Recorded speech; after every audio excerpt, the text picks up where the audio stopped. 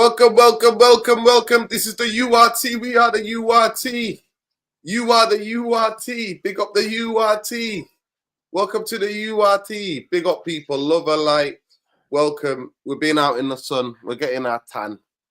We're not letting Manchester United stress us out. We're doing what we need to do, people, to get on and crack on in life. Because Manchester United is a hopeless cause. Hopeless cause, but it's what it is. Big up Bubbaye. Everybody's been asking about where you are. What's going on? How are you? Welcome Big up, back. everybody. Welcome home, Good lad. evening. Yeah, thank you, man. Thank you. Nice to be back. Feels like a minute, but man, I just haven't had the stomach to really tune in, to be honest.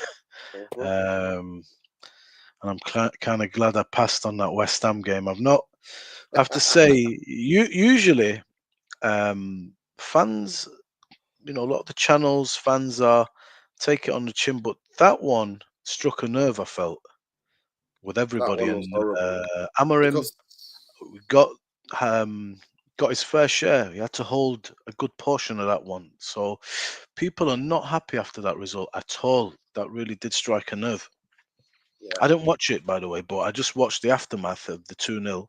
And usually, other channels, bro, fans, fan cams, whatever, they're pretty easy, but this time they were not having this one at all. No. Because listen, me being in the stadium was crazy. I called you, didn't I? I tried to get you to go to the game. Bumbaye was like, nah, no, thank you. Yeah. When Bumbaye say no, thank you, something's going on, isn't it? And you know what? He saved himself a lot of headache. I'm not going to lie to you. I think it's one of the best decisions you ever made. Yeah, I think so. I didn't watch it, bro. I just looked and thought, wow, dodged a bullet there. But appreciate you reaching out nonetheless.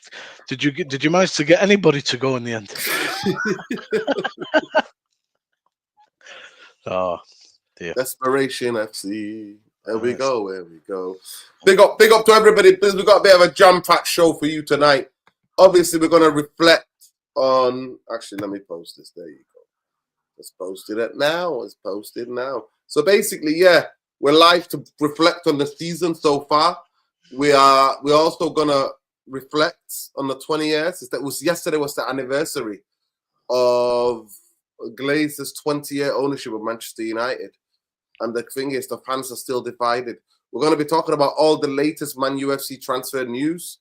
And then the other one, what we're going to talk about, somebody's already put it in the chat. I'm going to pay for staff to go to the game, to go to the final. because INEOS said no to them. Can you imagine that?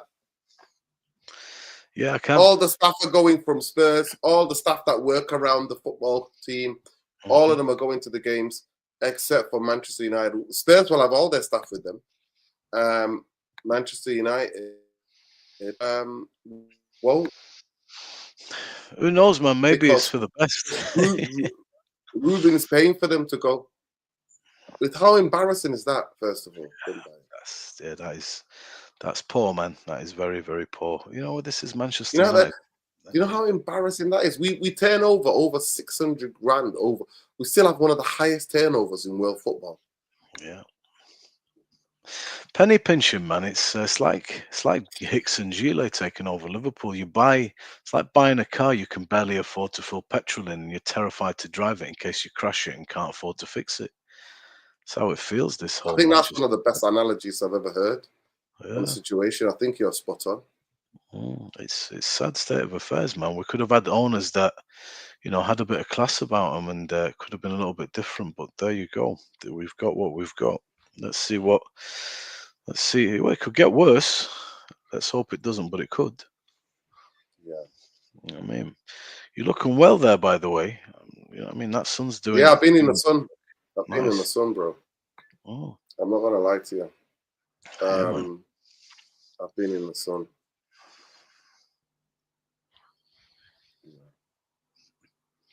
You lost for words. Yeah, I just find it really, really, really sad. I find everything about it is sad about what we come to. But look, what do you think the season has come to? Well, we're at a crossroads between the fans. We'll use our boys, our group of friends since childhood. There's Liverpool fans, there's United fans, there's Arsenal fans, there's all sorts, and the fan base is split, man. Um, Half of the fans say this guy's a scam. What he's done is absolutely unacceptable, and giving him a complete free reign to do and lose like he's lost is unacceptable and unprecedented. And we don't believe even if you bring 5 or 6 players in, we're going to revolutionize what we've been seeing under this manager since November. I think that's fair. I'm not with that camp, but I respect that because they may well be correct. There are still a lot of unknowns. I'm with the camp that says, all right, you want to cut your losses because you don't see a future. That is absolutely fine. But I'm going to give him this transfer window and I'm going to give him, he's going to earn his future as he plays. If we're looking like shit after, I don't know, 10 games and there's no progress and it's still like this and we're losing and we're not scoring and there's no penetration and it's very boring and defensive and just, useless to watch, then I think very quickly that voice will increase and people like me will start to say, yeah, what are we doing here? It's okay, Ten Hag, it wasn't like this in his first year or in his second year, but we just didn't move forward. So eventually we thought, okay, fine, here we've gone completely backwards. It's the worst I've seen it ever in my lifetime. In every sense, I've never seen Man United so useless and mundane and dull. Um, but credit to the fans, man. We're still saying, all right, some of us, let's see, let's go. I'm not discrediting the ones that are saying, no, it's time to go. They may well be right. I have to say, we could be sat here in 10 games thinking we should have listened to them because I was wrong on Ten Hag, right? I did 17 games. I said no injuries. You'll get some players. Will hopefully let's see if we can do it. Maybe kick on. And I was wrong because we didn't really kick on, and it wasn't very good. So that's where I am with it, bro. But if we lose the Europa League final, bro, um, I think we're all in a little bit of a trance at the moment because that is the big hope. And I think some of us are already feeling like maybe it's already done deal. We've won it, but it's not. They've beat us 4 times in the last 4 meetings, I think, Spurs. They beat us. We've not beaten them since 2012. Right. Sorry, not 2022. Yeah. 3 years. So, They beat us 3 times this season. so if we lose that, then all of a sudden the season really comes to life, the reality of what this has been. And I think that is going to amp the pressure even more because what have you actually done since November? I mean, that's quite a bit of time. We long ago, Dino, you were saying he needs time to work. We're doing 3 games a week. Well, we haven't been. We've had a good period of 1 game a week for a spell, then 2 games a week. He's had time to work. Yeah, there's been some injuries, but that's part of life. But am I seeing anything? Is it the players are just absolutely awful?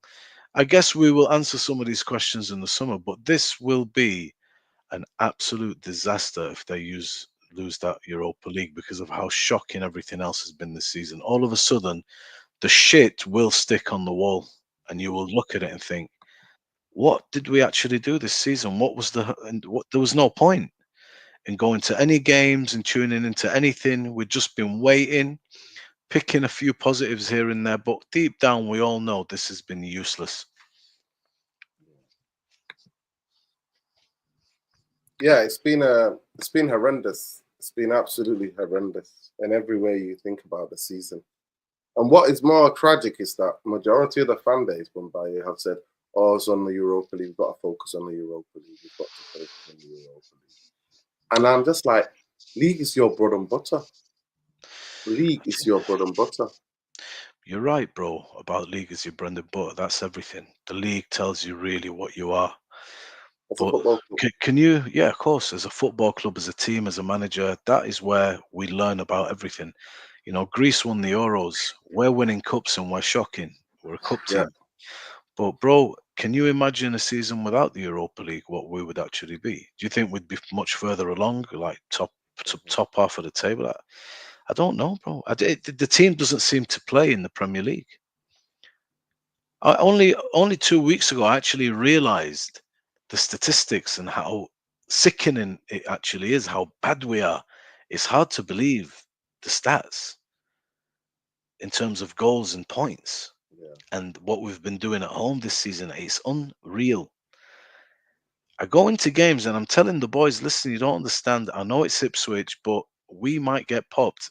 They start laughing at me and saying, no, man, they still got this feeling that it's still, man. It's not. It's especially understand. Kaz.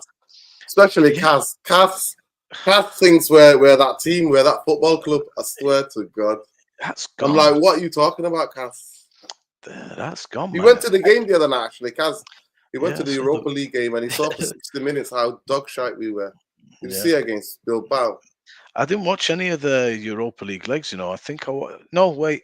I watched I think until they scored their goal, bro, in the first half, and then I had to do something. I'm just waiting for the final now, you know. Because he's not, I don't know, he's not been playing the kids. Next Wednesday, isn't it? It's next Wednesday, isn't it? Is it? Yeah, I think so, yeah. All right. Well, just check for you. Let me just find out. I think it's next Wednesday. So yeah, that's the season right there. Yeah. If he wins it, then you know we celebrate. We're in the Champions League. Not that it matters, but it's money. It'll help us in the transfer window this summer. You know, maybe if you have Champions League football, you well, might. we happen by West Ham climbed above us. How are Spurs? They were 17th. They climbed above us. Has this ever happened? 16th, not in my lifetime. 17th in a final of a European Cup. Never. Look, it's just weird this year. Yeah, it's next Wednesday. Look, 21st of May. Wow. What's the date today? Today's the 13th. Yeah. Yeah, you're right. Hello, everyone. I hope everyone's doing well. Yeah, man. Big up. How you doing? Good evening, man. It's hot, man. It's hot here in Minnesota. How are you? I don't know. United, man, it doesn't make life easier, man. Yeah. What can we say? It's depressing. There's nothing much you can say, man. It's the game. I guess West Ham. I didn't even watch it. I fell asleep, and I thank God because when I woke up, I saw the result. I was like, yeah, thank God I didn't watch that game. I overslept, so it gets to a point where like there's no point. We're United fans. We're gonna watch the games no matter what, but there's just no point. Do you know this show? This show is like a proper therapy session. We're here to release. It's good to talk. You know what I mean? Men should talk. That's what I feel like. Get it off your chest. Well, you know what I mean? Nuruddin, you're going to introduce me to the brother that was just speaking there. It's Yasir, man. It's Yasir. Big up Yasir. Big up Yasir. Our brother man. is in Minnesota, in the US. Big up to Yasir. Big United fan. Waking up all sorts of time. I don't By the know. way, we play on Friday. So Friday we play Chelsea, and then next Wednesday is the final. Yeah. If you go back and just look at Spurs, I think Spurs. Let's have a look at Spurs. Yeah. Spurs. I think they rest more. So they play Friday as well. Yeah. They play Friday as well, to be fair. Dude, I watch a lot of your content and Saeed's content. And I'm going to say this. As a fan, I feel concussed. I don't know what I want anymore. I don't know how to feel anymore. Does he stay? Does he go? Is his place crap? Or they're not? At this point in time, I'm like, you can't really blame him, bro. I'm just concussed because I think Nuruddin, you said something that was so important that people don't understand. Listen, you stay concussed for a minute. Listen, stay concussed for a minute. I just want to welcome Ben. Ben, big up, Ben. How you doing, Ben? Yes, good evening, everyone. Good evening to the panel. Good evening to the therapy army. Make sure you smash those likes, people, and subscribe. Top of the morning to you. Yep, that's how it is. That's how it is. But big up anyways. That's it. But I can't get any worse today, man. I just seen David Ornstein's tweet. City are in advanced talks with one of my favorite midfielders in the world. My right favorite. now. Did you see me yesterday on Saeed, on yesterday's show, we I've watched did parts of it. on the end of it. I went crazy. He's my favorite. He's the best I- player in Italy, the best midfielder in Italy. He's unbelievable. You could probably Reinders argue signed in the to world. City. Yeah. He's unbelievable, bro. Oh, are we in a so jealous. position to get Reinders to join No. us? We're No. 16. No. No. No. No. So why It's, should we it's be embarrassing. angry? It's embarrassing regardless. So Nurden, just like the vultures we have running this football club, just people, the fan base just don't see it as your title of the video is, Nurden. There's so much of this fan base that's just so divided. They just don't see the bigger picture, and that's really it. They just see the coach being the bigger picture, and that's it. That's the reality. Yeah. But big up anyways. Big up. Big up Imran Odin. This is the URT. We are the URT. Welcome to the URT. That's for him. You always ask for that. But go ahead. Go ahead, I say. Go ahead, brother. Go ahead. Talk to me. How concussed are you? Talk to us. I just wanted to welcome Ben in. Talk to me. Let it get it off your chest. What do you want? Go on. Let's hear it. You know how I said I didn't watch the game. I just woke up. Sometimes when you set an alarm and you don't hear it, you kind of wake up in a frenzy. Checking your Well, I'm phone. glad you didn't wake up. I'm glad you didn't wake up. I'm glad you didn't wake up and watched Manchester United being crap against West Ham on Sunday. But no, this is not. I wanted it, X, Twitter, whatever it's called now, and I'm hearing Wan-Bissaka absolutely destroy United, and I'm like, I sit here and think, I'm like, I think one thing I'm very disappointed in is the club are gonna make this season feel like it's okay, like the season has happened, and somehow we're supposed to forget about it. And I don't like that. That just, for me, I feel that's wrong. Like Man United should never normalize 16. 16, even no matter what happens in the European Cup, in the Europa League final, whether we win or not, heads needs to roll. But it just seems like people are just kind of like, it is what it is. We're 16. I just, the thing is, and the other thing is, I think with United, the thing that really, really, really, really beats me down about United is like the lack of empathy, the lack of care, the lack of like giving a crap about the owners. Like you will think if the owners actually cared, 16 will burn them. It will burn them. Seeing that Manchester United 16, if you're an owner that genuinely cares, it will kill you. It will make you go mad. Like the fact that the Forest owner is on the pitch getting mad at Nuno because they might, because of the draw against Leicester. Imagine we're Manchester United, we're 16. Where's our owners going mad? Where? We don't ever see them. Every time we see them, these Glazers, they always running away from the camera. They're always so snobby. They don't care. Where are they? Well, I just, Nordine, one thing I think as a fan that's very hard to accept is that we care too much about this football club, and the people that it's their job to care about this football club don't. What do you Yeah, do I then? mean that's what it is. 20 years. Yesterday was 20th anniversary of the Glazers, Crazy, bro. and now we've got INEOS. So now they're talking about Hudson Odoi. Big up to Shakarian, Chief Editor United Real Therapy. Big up to him. He's getting some of the quotes in. We're linked with Hudson Odoi. We might as well get Alanga back. Alanga was their best player this season. Alanga was their best player. Yeah, I just for me, I'm just tired. I'm tired of calling these players crap and seeing the same players I call crap becoming fantastic elsewhere. I'm tired of calling every manager I see crap that we have. I'm just tired of being a broken record. I'm tired of like saying the same thing over and over again. I feel like I'm going crazy. Like I'm saying the same thing about the same. It doesn't matter if it's a Ruben Amorim, which is a Portuguese manages Sporting, where it is Ole Gunnar Solskjaer, a club legend, whether it's Louis van Gaal, whether it's Mourinho, it doesn't matter. It's just we say the same thing over and over again.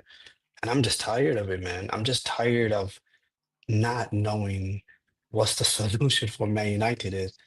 And the crazy thing about it is, it's not my job to figure out how to solve this problem. Mm. It's not.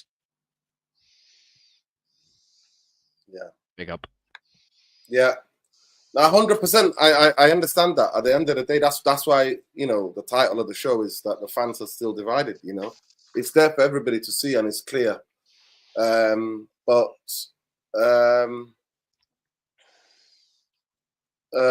Yeah, it's still one of these things where the fan base, for me, are not united enough to be able to go and get rid of these owners, because these people have done what they've done. Yep. Ruben Amorim has done 500 interviews, all contractually required since joining Manchester United. Come on, that can't be real. Yeah, it is real. It's real. And you know the scariest thing is, like, you know, the 1958 just announced a protest happening on the last game of the season against Aston Villa, but they specified saying it's for Glazers. Why have they not put down INEOS too?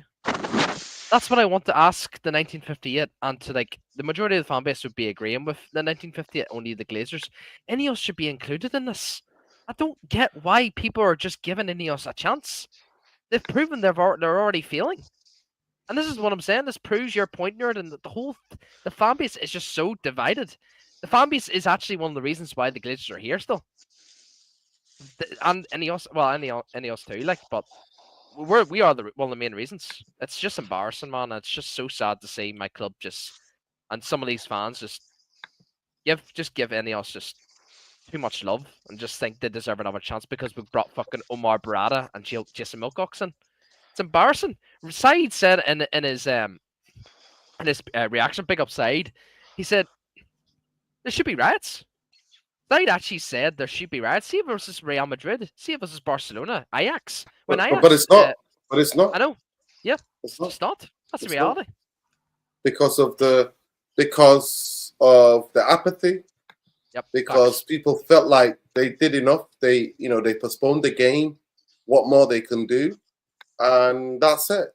They're like, we postponed the football game during the lockdown era, and now we're not doing it. That's it. We thought that would get rid of them, and it's not done anything but to get rid of them. It's not enough. It's not enough, man. It's just not enough. Yeah. Big up Bombay and big up what's yes sir. Yes, bro. Yes, sir. Big up. Good to meet you, bro. Welcome. Yeah, big up. Yeah, big up to Lesso. Lesso, you there? Big up, Lesso.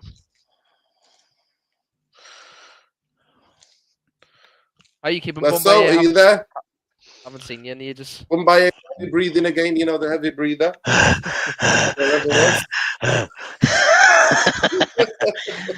Lecito, are you there? Lecito's not there. Hopefully he'll find a better reception and he'll come back in another time. But yeah, I mean, let's get into it. Big up, bro. Yeah, big up. How are you? How's it in Southern Africa? I'm all good. I'm all good. How's the pen? Big up to the URT Army, by the way. It's international. We got somebody in Minnesota. We got somebody in Southern Africa. We got somebody in Ireland. You know, we got us in Manchester. He lives in the sticks. I live in centre, so it's what it is. Everything accounted for. URT going intercontinental, baby. Intercontinental. We got Conti. Manchester United's transfer fee to Manchester is expected to be 65 million in add-ons, despite Arsenal's later pro. Talks with Kinia are moving forward. We'll come to all of that, Shakari, and save those things about the transfer. We'll come to that in a minute.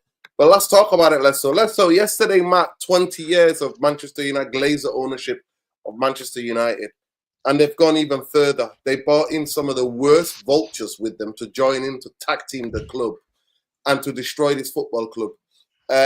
Some of the things that are coming out tonight and coming out today are some of the most embarrassing things you'll ever hear. Let me just sum you up in this.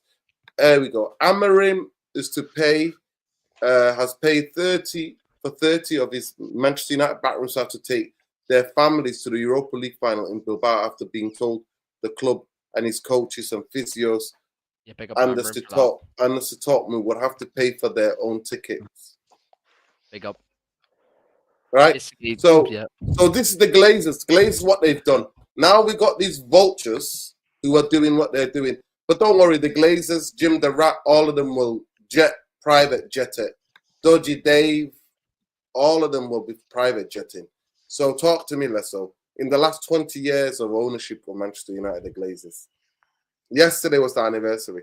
I was there, by the way. It was a full-on riot. I'll try to find some on YouTube, actually, in a minute. But it was a full-on riot outside the stadium. Really? Police, riot, going in. They couldn't leave. Police escorted out of the stadium and in the surrounding area of the stadium. Go ahead, Lesso. Give me your reflections on the last 20-year ownership of INEOS. People, please smash a like on the video, subscribe to the channel. Here we are the last call of resistance against Glazer and INEOS. We called it from day one. We never negotiate. We never go into talks. We call it out as it is. I'll start a GoFundMe for the people to get to the Europa League final. That's how it's looking. But Lesso, give me your analysis and speak up a bit so people can hear you, bro. Yeah, man. Big up to the chat. Big up to the panel as usual. And yeah, it's good to see Bumbaye back. I missed him in the last show, so yeah. Thanks, bro. Thank you. And yeah, man. What can we say, man? It's been a long ride, eh? It's been one long ride and one long journey with these guys. You know, and they've basically taken over our lives in the sense, you know, and they've been here so long that we even forgot the time that they took over. So yeah, man, what can we say? From shambles to shambles to shambles, all the way from the top to the bottom has been incredibly disgusting. And you know, ever since even before this ownership came through, you know, people are protesting. I remember those protests vividly, so vividly at the time. And you know, it's unfortunate that the Premier League allowed this kind of nonsense to persevere in the sense. You know, they would definitely would have never allowed it if this was going to happen to Chelsea or Man City in this down age. But you know, since United is that club where anything goes with us, you know, and we're a political pool in the sense that everything is allowed to happen to Manchester United, but anyone else. But anyway, you know, judging by everything that has gone bad, Manchester United could have been just as, if not as successful as Real Madrid have been. If you think about it, if it wasn't for the Glazers taking over, you know, we've missed out on so many Champions League titles. You look at how much we've wasted in money, how much we could have had in availability, how much infrastructure could have improved, how much everything, you know, all round we could have been the ones that led with everything. You know, there's times where we could have retained Champions League titles. There's times where we could have went and won it for 3 times, or even pulled up a 6-peat in terms of the league. But because of this ownership and its greed and everything that came with it, including the capitalism involved in it, unfortunately, you know, we still somehow managed to get the scraps. But that just shows you how big Manchester United could have actually been. We could have been 2 times or 3 times of what we are today, easily, quite easily. And it was only stopped by this ownership. So I don't think there's much to say. We already know what these guys have done. You know, they've leveraged the club with debt, and you know, and they've basically been, you know, feeding and blood sucking the club, and actually putting that money into their other ventures. So you know, it's a lot of corruption on many levels and unfathom that you can't even, you know, begin to describe. But you know, I'm not gonna sit here and whine too much. These guys, at the end of the day, I did say that they will eventually sell, and they will, because money does run out at the end of the day. They don't have unlimited funds. Even the Glazers themselves right now, you know, they are actively looking to get them. Oh, As soon as he said they're looking to sell, Joe Glazer kicked them. There you go. Oh, man. There you go. They got him. The Well, Glazers got him. It's getting to the Big meat up of it. Asif. Asif, how you doing, bro? Big up You Acid. good? I'm alright, man. How you doing, everyone? I'm just enjoying the sun while it shines in this country. Can Big you up, not see it, bro. Asif? Can you not see? Look at me, bro. Look at me. Wow, my Topping up God, what a glow! What a that glow, melanin D, mate. That mashallah. melanin D. What a glow, man! Melanin D. Give other people a chance, man. Don't take all the women. I just want to say, So low. grilled chicken, mint lamb I want, and seek kebabs when the barbecue happens. Big up. Big up, bro. Yeah, so when we Okay. win and the barbecue happens, that's what I'm ordering. Go on, man. I agree, though, that there shouldn't be a trophy parade because it's been a disgraceful season. But even though Europa League is winning, We've never done a parade for Europe. Yeah, we only did yeah. a parade for league, and so many times when we won the league, we didn't even have a parade because we just we won the league again. And what? I can't still get over how many times we've lost this season. Is it actually 17 times? Yeah, 17 times in the league. Do you know a top team averages that over 5 seasons? So if you was a top team, you would probably lose 17 over 5 seasons, and we've done it in 1 season. That is outrageous, man. And Amarin has lost 13, I think. Yeah. That And is the other 5 is done by what's his name? Ten Hag. And you know what's crazy? Like, I understand like prioritizing the Europa League, but make it competitive. Like, make it at least difficult for the team to beat us or get draws here and there. They haven't. They've just fallen apart and loss after loss. And at home as well. What a disgusting record they've done at Old Trafford. Like, have some shame and respect, man. Like, fans are paying money. They're traveling. They're sacrificing time from their family. They're going up and down. Even when the season's over and the league, Old Trafford is packed out. It's not empty. And you're turning up like that and not even giving 100%. Like, it's so...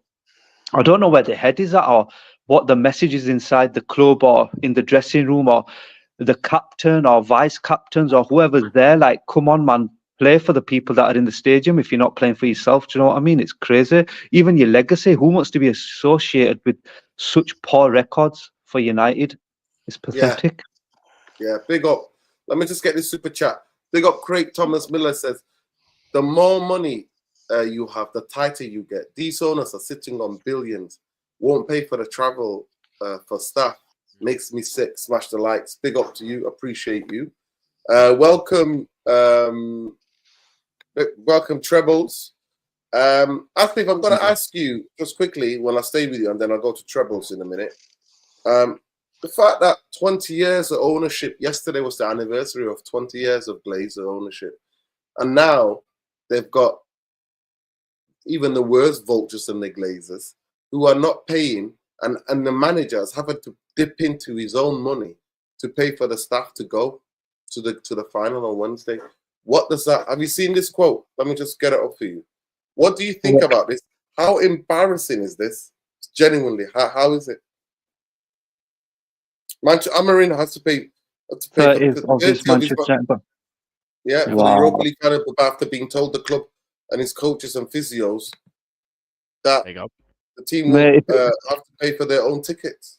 Forget about everything. If the players don't win it just based on that gesture for what he's done, it shows what kind of man he is. Like, I know we can criticize the coach and this, that, but he didn't need to do that. He does not need to do that. Like, what does he owe them? Like, do you know what I mean? He's just working there. But that's absolutely disgraceful. And you know, Ratcliffe, he's cutting costs, but he doesn't understand. I don't know where his head is at, and he's a billionaire, and you know what circles he hangs around in, or this and that, or what courses he's done in his life regarding morale and team spirit and stuff. But if you're cutting costs like that and kicking the regular man, the common man, the hardworking man, like that, and you're doing stuff like it knocks morale, and like people don't want to give that extra. They don't want to run through a brick wall for you. Like we've all worked in different places, like office jobs and that. If your team leader or like the ownership is treating you in a nasty kind of way, and they're going, "Oh, it's best for the company," this and that, you dip. And it could happen even subconsciously, and you've got that attitude of like, F these, like, why am I going to give 100%? Why am I going to make these sacrifices? They don't care about me. They don't care about us. And it creates that sort of atmosphere, and it gets cold, and the warmth and the spirit goes, and that can affect stuff around the area and then leaks into the dressing room and onto the pitch and stuff. I feel like it all starts from above, like this passion. Like Man United are meant to be a family club. Do you know what I mean? They used to say Fergie used to know everyone's name and like the parents' name and their family and ask about them and all this and that. And it feels like this is just very cold, calculated, numbers, just looking at sheets, right? Where can we cut money? Where can we do this work? It doesn't matter how big. Like, look what he said to Gary Neville. Oh, I didn't think of that. When Gary Neville goes, we could have done a charity, few players, and keep the ex-players getting their money. And he goes, oh, I didn't think of that. Mate, you're a billionaire. You've taken over one of the biggest clubs in the world, top 2 or 3, and you're telling me no one give you a suggestion like that? It's absolutely outrageous what he's doing. And people want to ask about, INEOS, how they're doing. Well, the proof is in the pudding. Forget about what's coming next season after. Right now, look where we are. That's how they're doing. Everything else is noise. How they're doing is what's happening on the pitch. So until that improves, they're doing a shocking job. Yeah. 100%. Big up, Treble. Treble, welcome. How you doing, bro? I'm all good, man. How you doing, Nurdin? You okay? Yeah, I'm all right. Well, after Sunday, Ben. I wasn't all right on Sunday. I'll tell you that much. You know what? Yeah. I'll be honest. This is a good subject, innit? Listen, reflecting on 20 years. Give me your initials. Reflecting on 20 years. Yassa, and then I'll go back to Yassa, then Bombay, then Ben. Then we'll come back. But go ahead. 20 years of your Manchester Glazer ownership. I think it's been a disaster, if you ask me. And I think we have not won because of them. We've won in spite of them. We won because we had Fergie. And people are not going to say people are not going to win. Perfect way of putting it. We won in spite of them. In spite of them. And to me, thank you, Asif. To me, I just see this club as in, until they leave, I don't think we'll be successful. And this also includes the one we've got now, INEOS, as well. That includes them. To me, I'm seeing this year as in, like, if this continues and we're actually bad, very, very bad on the pitch, as you can see now, we're 16th in the table. We shouldn't be in there for a club our size. If it continues like this, it's not going to look very good. And the other day, I had someone coming on the show and saying, I disagree with them at that time, but I don't think they're going to be sniffing around for too long. I generally believe it. It's right now, what you can see right now, we're not sustainable on the pitch. And Nuruddin, you was one of the first few peoples, that actually called it. It's not going to be sustainable in the long term, and we can actually see it. To me, I look at it as in, like, the INEOS bootlickers, the INEOS sympathizers, What do you see in INEOS? What do you see in them? Everybody now is complaining about Ratcliffe. Bro, you've done your homework on them, Nuruddin. I've done my homework on them. The man don't give a shit. Don't let this coalesce you because he put money in his own pocket. He cares about Manchester United. He don't give a fuck. So if he cared, why are the fans? Why do the fans have to make their own way? Why is the manager paying for a fucking ticket for Europa League? Why is he paying the staff? Why can't they do it? He only gives a fuck about himself. And Jim, this 2028, that he's saying about the project nonsense about Ulim the league, mate. You finished 8th last season and you're 16th. You think you're gonna compete with the likes of the likes of Man City? You think even Newcastle coming up with their structure? You think we're gonna compete with them? The thing with them is, when they had Mike Ashley, they were in a gutter. Jim is trying to make us look like Newcastle, mate. Because if we finish 17th, Nuruddin, and this is the fact up there, if we finish 17th, I kid you not, everybody will be coming around and saying, hey, we were far off relegation. How far would Jim off being relegated? This is the man that's talking about Project 2028. Do me a fucking favor. Do me a fucking favor. Because if you actually talked about these kind of things, you put a structure in place, you put a footballing people in place, which you right now haven't got anymore, which the right people, then you could actually talk about steps of taking there. But you're fucking 16th, you talk about 2028. You could fucking you nearly relegated us, you twat. Make it make sense. I'm sorry to go on a rant, but I generally, The INEOS bootlickers, like you say, Nuruddin, yeah, they literally drive me insane. I had to block a few people today that I used to interact with. How can you defend this? How? This is broad. This is broad daylight, fraudulent activity that's going on right now. What they're doing right now, and people are defending this. But you know why they're defending this? It's because we had Glazer ownership for 20 plus years, or God knows how long. That's why they're defending INEOS. Now, what are we seeing? I could turn around defend Glazers and say we were not 15th under the Glazers. Ed Woodward, John Murtaugh, Richard Arnold, we were not 15th. I could come say that, but I'm not going to do that because if I do that, they'll tell me I'm Murtaugh and Ed Woodward supervisor. But everybody wanted these owners, these people gone. But are these people that are here now better than any of them? The league table, remember, the league table matters. That's why Nurdi, you don't like the Europa League, and I get it why. That's your opinion. But this is not sustainable, guys. We could be looking at championship if this continues. And I'm very, very worried and very concerned. Sorry to go on my rant, but I had to just get that out of the way, innit? So, yeah. Big up to you. Yasser, go back to you. Talk to me. What do you think? Do you think the Glazers will be here for the next 20 years? Or with INEOS? I do. Because why? Why should they leave? Who's gonna force them to leave? The United fans? No. It's sad because like we're talking about the soul of this football club, right?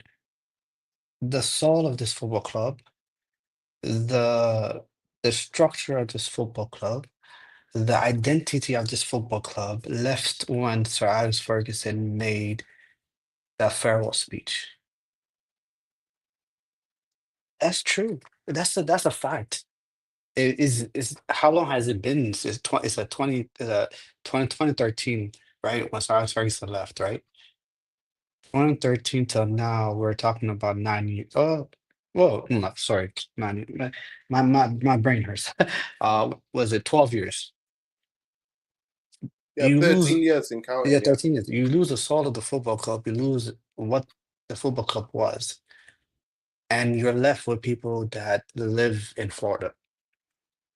That their last priority is United. They have other franchises. I mean, to idea, then I think so sometimes people in the UK do not understand American owners, their priority are their American teams they have. It's just common. It's just simple. Like that you're an American, you care about NFL, you care about NHL, you care about this is what you care about. You don't care about Manchester United. And it's just we see this is one of the biggest crimes I've ever witnessed. It's the Glazer ownership is actually criminal. Like they should actually be in jail for what they have done to Man United, and they're gonna get away with it. And I mean, to be honest, why everything Trev said was true about INEOS is, what I realized is, the way you manipulate the fan base is through propaganda, and what you do is you make the United fans so deep focus on the details. Is Ahmad a wing back? Is he a number 10? Is Bruno a number 8 or is he a number 10? The Man United fans you confuse them with the detail that Man United fans we cannot just step out and look at the bigger picture.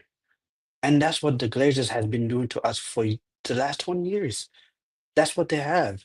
They've manipulated the fan base. They have controlled the fan base, and they have made the fan base. We there's nothing. That's it. That's it. So once Sir Alex Ferguson, when Sir Alex Ferguson was there, he was a shield for the Glazers. He was. I love Sir Alex Ferguson to death, but he protected in terms of criticism because Sir Alex Ferguson was winning despite them. Despite them. Not that he's gone and we're not winning, and we have no identity. The heart of Man United literally left with Sir Alex Ferguson. What are we left with? The Glazers, and the Glazers don't care. They live in Florida, people. They don't care. It's beautiful. Florida is beautiful. It's sunny. It's nice. They don't care. You can protest. You can do all that. They don't live in the UK. And by the time they even realize there was a protest, they probably wake up and be like, "Oh, there was a protest. Oh, okay." They sometimes I don't even think they even if you even ask them, "Hey, what was the score this weekend?" They can't even tell you who played this weekend. They cannot even tell you. They they don't care. They genuinely don't care. Man United was a cash cow for them, and they're gonna milk it and they're gonna pass it down to their children. That's what they're gonna do. And it's I'm just and the whole INEOS thing is, I mean, what more can be said about INEOS? Like the Can I, idea of people making mental gymnastic just to protect INEOS is insane to me. You it's literally can have I? to like Sorry, how wire your mind to protect INEOS. That's what you literally have to like manipulate yourself to convince yourself that INEOS, no, they're not as bad as the Glazers. They're different. They're trying to save the football club. You have to really convince yourself of that. Can I just say something? Going back to my point when I said sorry, structure. Can I just continue? Can I just make this point and say something because it's got to do with the ownership. You know, when I referenced Mike Ashley on the Newcastle, yeah, I've just realized as well, yeah, in Newcastle they weren't even playing. The players did not look bothered. Maybe, and I'm saying maybe the way we are on the pitch, yeah, maybe it wouldn't surprise me if these players had enough of the ownership. Forget the Yeah, yeah, manager. of course they have. Be- Of course. because let's just be honest, yeah. Let's just be honest, bro. It's so much, yeah, that the fans are more attached to the players than they are to the owners. That's a fact. Because Bruno and Ahmad and all of these other guys, Ahmad's my favorite player, isn't it? But I think he's the only one that's actually stepping up to the play, yeah. And obviously Casemiro and Bruno to extend, yeah. So the way when I see it, yeah, is this is not them. Now, there has to be a place, there has to be something held, an emergency meeting. This can't continue. And Jim, I tell you this for free, the match day going fans are soon going to confront him, just like they did in the Fulham game. And they're going to have serious words with him. Just like, remember, Noureddin, just like 3 years ago when I had words with, what's the guy's name? Richard Arnold, when he was our COE, when I had words with him. Oh, they're gonna have serious words with him and say, "Listen, you better fix up, mate. This is not the because Glazers they're not in the ground. Who's in the ground sometimes? Jim in it. So sooner or rather later, the topless are gonna or the match they're going fans red. They're gonna tell him what are you doing. This is not sustainable. End of the day, mate. Look what the season ticket prices have gone up. I know one of my mates. He said he renewed it. Yeah, he did. He didn't want to tell me the price. That's how bad it is. The memberships are going up and all of this, and you really think yourself that you care about Manchester United. The only fucking thing you care about is your fucking brown envelopes. That's the fucking harsh reality. And people don't. The reason I told you, Nordi, the reason why people or most people are backing these fraud owners, yeah, the INEOS bootlickers, yeah, like you say, yeah. The reason why they're backing them is because we had Glazers for 20 years. We still got them, yeah. They have something to cling on because just that little hope because they see someone like Omar Barada who's miserably failing. They see someone like Jason Wilcox, yeah, and then see Dan Ashford who got fired, yeah, who got fired less than 6 months, 5 months into the job. Like it's always the shiny new toy that they look for, and it's a disaster. And I'm saying it has to end. And I believe if we go out that Europa League, yeah, and lose that game, yeah, it could be a turmoil. It could be a literally, and it could be to a turning point where, like, listen, this club ain't gonna sustain to be there. And I do feel like All right. Glazers are not gonna be. That's just me. Okay, Trebles. Bombay, actually, I'll come to you. Even if we win it, it will be hugely papering over the cracks. The Manchester, where Manchester United are, and obviously also the Glazers. Obviously, you remember me going on about them for a long, long time before you even understood what was going on at this football club from the early 90s. So where do you stand with the Glazers? And even if Manchester United win it next Wednesday, do you not think it's papering over the cracks?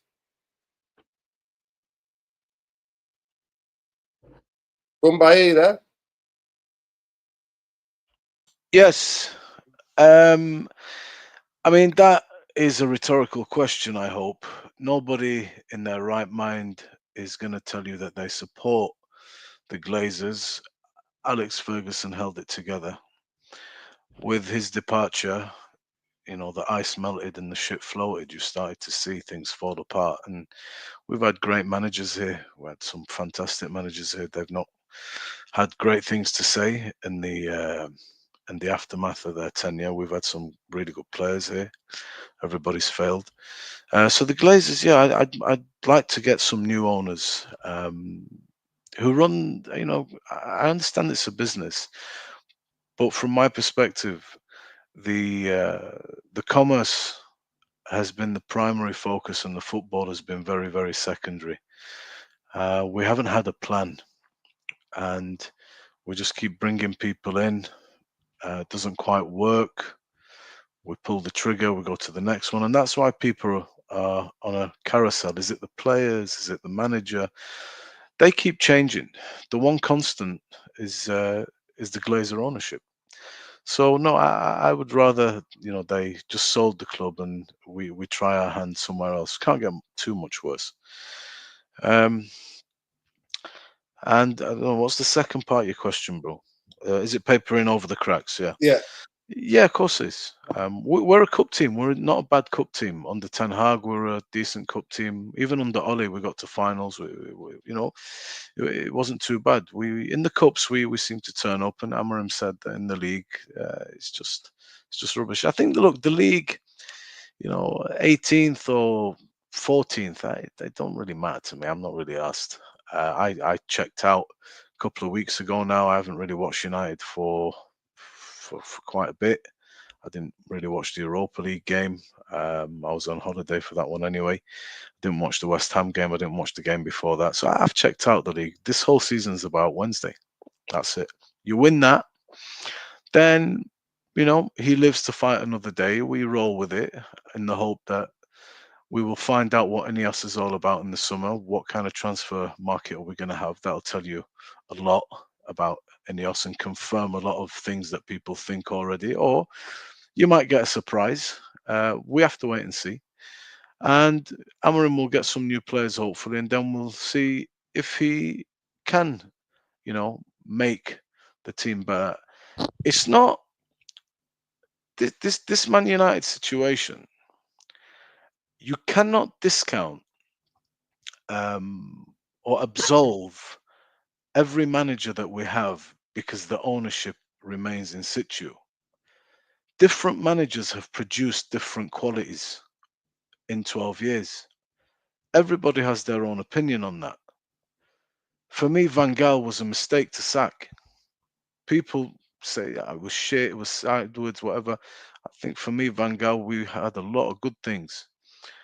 Then I think Moyes was a mistake, but I think Mourinho did very well, but wasn't backed. He's got the best points tally of 81 points. He won the trophies that we could have won, but we needed more. They didn't invest at that time. And there's lots of just very bad decisions. So a manager has to take some responsibility. This team may not be the best team in the league. That's fine. But these are not Sunday league players. We're better than 18th or 17th, or I don't even know where the hell we are right now. We're better than this shit that we're seeing. Okay, maybe we're not even top six, but 8th, 9th, top half of the table, some sort of progress, whatever. And this is why I say, if people say this manager is no good, we want to cut our losses and bring in some people saying Zaghi. Somebody like me will tell you Antonio Conte. Some people say Nagelsmann is an exciting, innovative manager attacking football. I don't mind that. That's fine. I respect that. You might be right. I For was him wrong to be about sacked Ten Hag. after a year later. Well, this will just show The you, club is rotten. Omar. The It club is, is it rotten, is, Bombay. it is. No, no, it is. Unless the Glazers leave and we have a proper reset and INEOS fuck off, we're going to be exactly the same. But We I'll are, go bro. to Ben. Ben, how Listen, much is he papering over the cracks? before you go, Ben Bright, I need to roll. But what I'd say is, a manager cannot always hide behind INEOS and the Glazers because he has to earn his keep a little bit. Amarim's not done that this year at all. This is the worst season on record in since we were born. So that is unacceptable. The football is garbage. The results are even worse. So no, Oli was better than this. Mourinho was better than this. Van Gaal was better than this. So a manager has his worth as well. I think we're getting the wrong managers. We're going for managers that play sexy football, and we think because they do it in Portugal and Holland, they're going to transfer that football to the Premier League. It's not quite working. I think the profile of manager might be slightly off. But with that, gentlemen, it's good to be back. Big up the URT, and I will see you on the next one. Big up Bombay. Big Good up, seeing you, bro. Big up, Bombay, man. Big up. Bless, guys. Go ahead, Take Ben. care.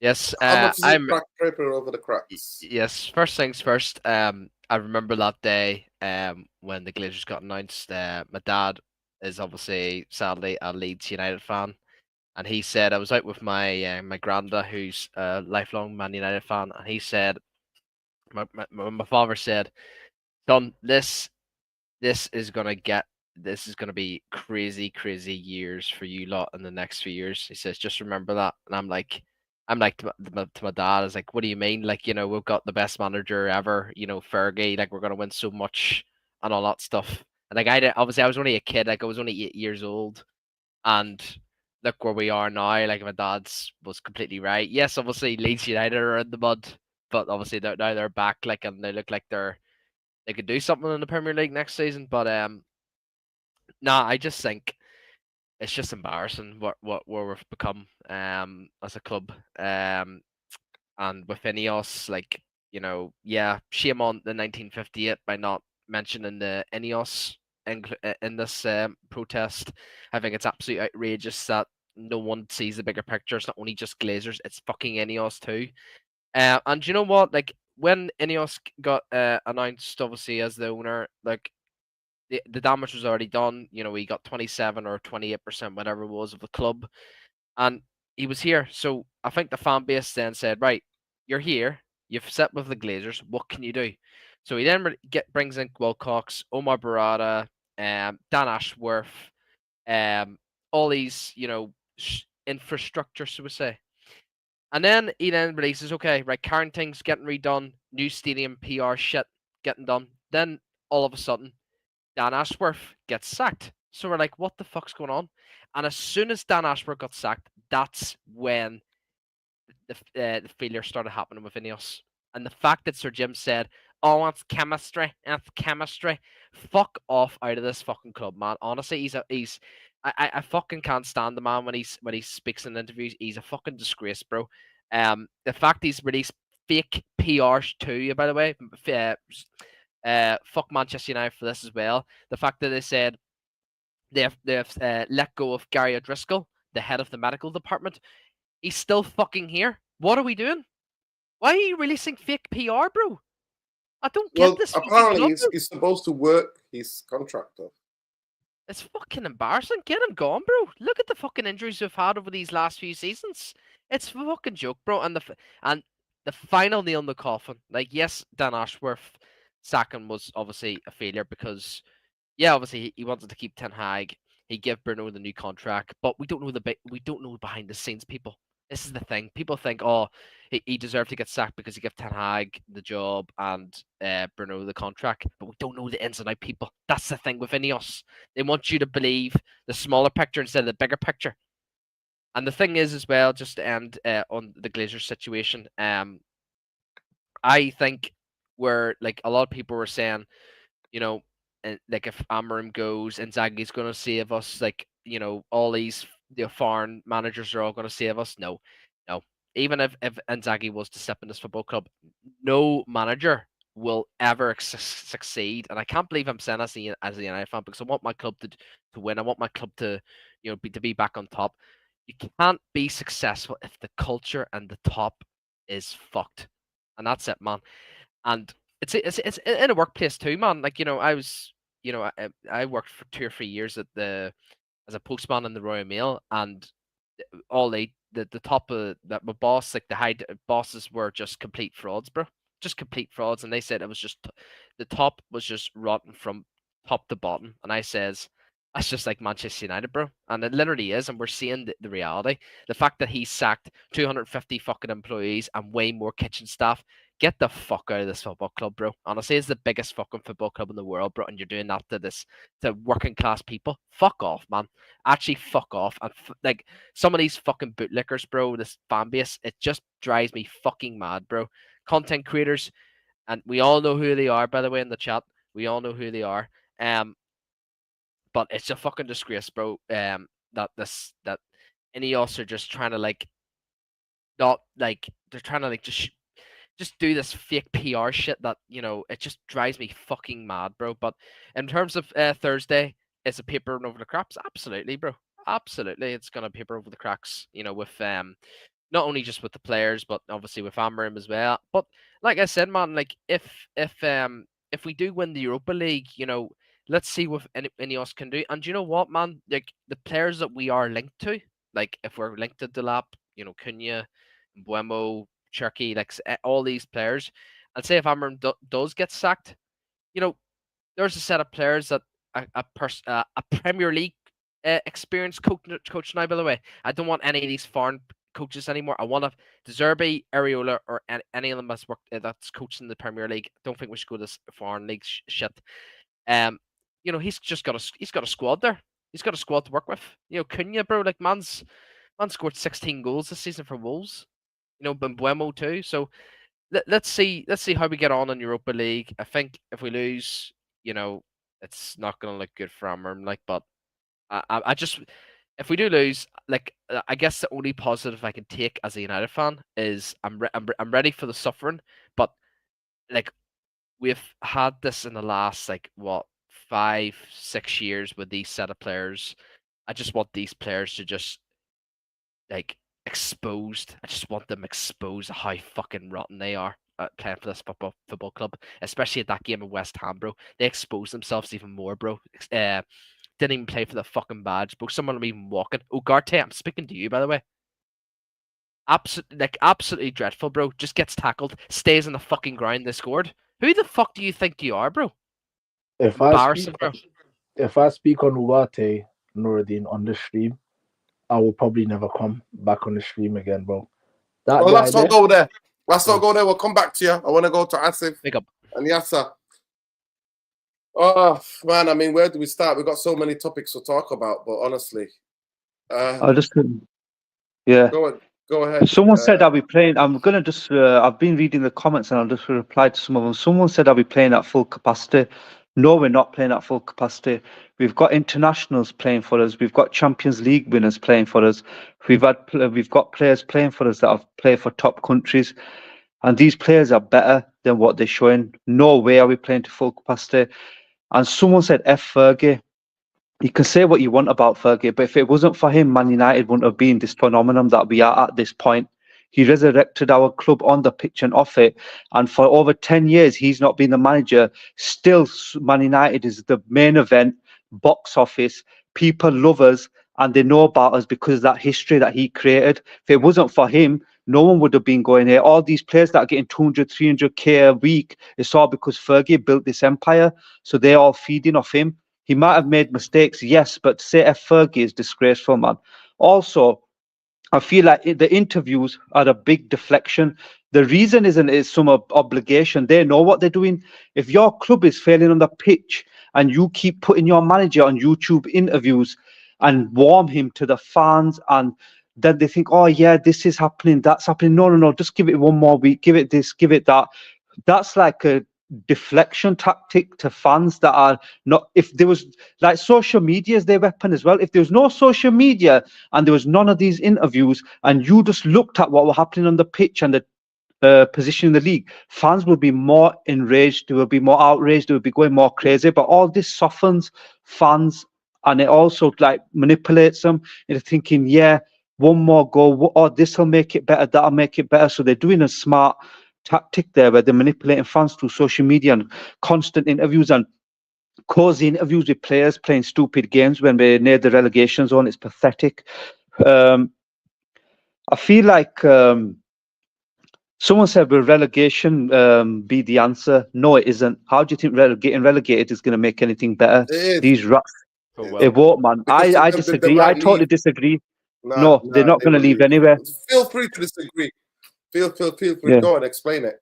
Go on. They'll never leave their rats and their hair till the end, and then they'll hand it over to their family unless someone gives them a big money buyout. And obviously, the people are saying that never happened. So unless they actually go above and beyond what they want because they just care about money, they never cared about the club. They're never going to sell. It's just a mess. We need to win the Europa League and get into next season. Manchester United should never ever be in this position. I was devastated when I we just went. want to remind you. Majority of football clubs, when they get relegated, the board leaves, and then for a big club like Manchester United, I think if we got relegated, the Glazers would have to go. And I think the fans will finally see red. I really think the fans will. Another thing, how long are you gonna keep saying the fans will see red? It should have seen red a long time ago. They've taken advantage of the kindness of Manchester United fans and the loyalty, because Manchester United fans are so loyal and they want to watch their team and support them. They don't think beyond like a lot of, we need to send a message to the Glazers. We need to send a message to INEOS, this and that. They do their protests, yes, and there's lots of sections doing stuff, but the absolute outrage, like no club, Real Madrid, Barcelona, Bayern Munich, fans would not have accepted this for this long. It's because Man United fans are just too loyal and too kind towards the actual team, and that's what they think about first. They're not thinking of a bigger picture of let us do this, let us do that, and send them a big message. They don't, so they take advantage of that. They know that Manchester United fans have not done a big boycott. They'll never do it, so they're just sticking through and doing all their PR bullshit and getting through while they can. But it's just a big mess, man. Like Treble said before, we won under Fergie in spite of them, not because of them. He papered over the cracks, and when we saw Ronaldo, look at the replacements they bought in. The whole decline started there. We got 80 million, and they went and bought loads of average players. But Fergie still managed to win. Michael Owen on a free. Obertan, Valencia. That's what Yeah, because Fergie was a genius. He could win with them players, but other managers aren't. They need great top players to actually survive. But it's just a mess, man. I feel sorry for these people involved and the players. Of course, we're not at full capacity. We're much better than what they're showing. Yeah, it's crazy. You said before I was watching, before I logged on because I was eating, I was watching you. You said the league is bread and butter, mate. These lot don't want bread and butter. They're happy having breadcrumbs. Yeah, that's what it is. They go. I totally disagree with you. I think the Glazers would have to go because there'll be no money to be made from Manchester United, and they will have to sell. They'll be forced to sell. Somebody, I don't know if I put it on, if I start it. Let me just see. This is what he said. In 2027, the Glazers need to pay back the bank's 445 million bonds at 3.8%. Let's be honest, they have no intention of them doing this. So the courts will get involved, bankruptcy, maybe. And that's what I will have to sell. That's what got rid of the owners of Liverpool. So who'd you, all right, then let's do a hypothetical. We get relegated, Glazers are forced to sell for whatever reason. Who buys us then? What if someone like Mike Ashley buys us? I think the Qatars will be back. I have a feeling. No, but that's a hopeful thinking. Are Qatar going to come for a relegation team? Or would they be looking at someone higher up in the league? Yeah. It's a big thing getting relegated. Big up Alien Channel. He just saying he enabled the Glazers to get in. He partially did. It wasn't just all his fault. No. He's partially to blame. He's partially to blame with the horse of Rocco Gibraltar with McMahon and McManus. He's partly to blame. But it's not all of his fault. The Glazers, even years before, Joe Glazer and Avram, they think they were at Cambridge or Oxford. They were buying little shares bit by bit by bit. But it's the people who put Manchester United on the stock exchange. They're, to me, the ultimate to blame. I just want to say, yeah, people can say Fergie did this, he's done that. Of course, that's normal, objective criticism. No one's above criticism. But to say F Fergie after everything he's done, man, nah, that's outrageous. See it differently, innit? Because he facilitated for the Glazers. Instead of coming out against them, he facilitated them, bro. And and some people will never forgive him for that. He took their money and sat there, facilitated for them, till he got sacked by Jim. Go ahead, Yasser. Or Lesso. No, I want to bring Lesso and then Yasser. Yeah, Lesso. in terms of the transfer, what type of players do you think would want to come to Manchester United? And do you think that if they had a choice to go somewhere else, do you think they would go somewhere else? Genuinely. Because do you see this improving? How much do you see this improving next season if we don't get at least 7 starting players who are physically robust and technically robust in the Prem, who can play that 3-4-3? No, actually, it's 5. 5-2-3. You know what I mean? It's 5-2-3, isn't it? Like, let's be real. You can play that 5-2-3.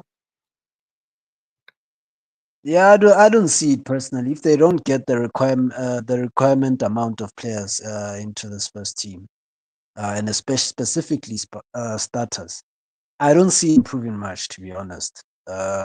You'll see a small improvement, gradual improvement, as I would say, but it won't be that much, to be honest.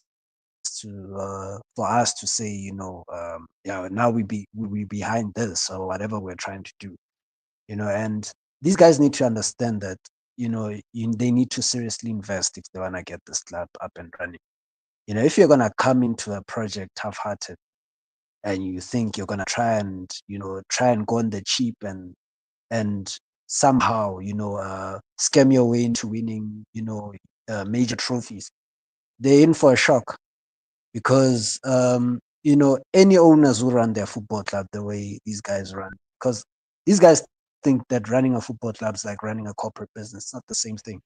If you're going to run it the same way, there's no one who's been proven successful running their football club the same way they've been running their corporate business. So, even like I said with Stan Kroenke,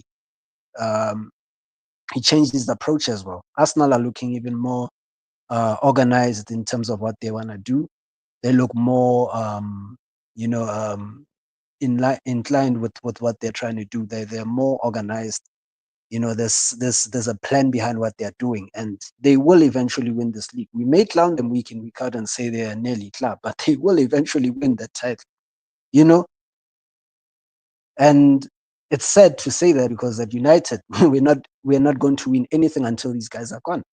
And my only wish is that the money runs out, and the way they keep spending their money, it's gonna run out anyways, because they're not running the club the way they should be, and they don't have the pockets to keep making the fundamental mistakes that they keep making.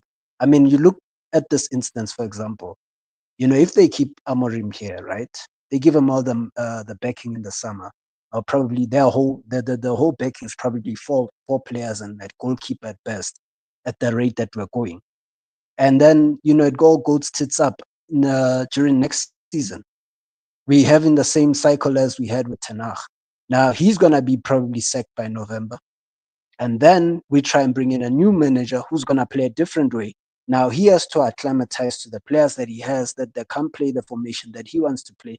Guess what? We're stuck in a cycle that never ends. And it keeps happening. It's been happening since, Sir Alex left.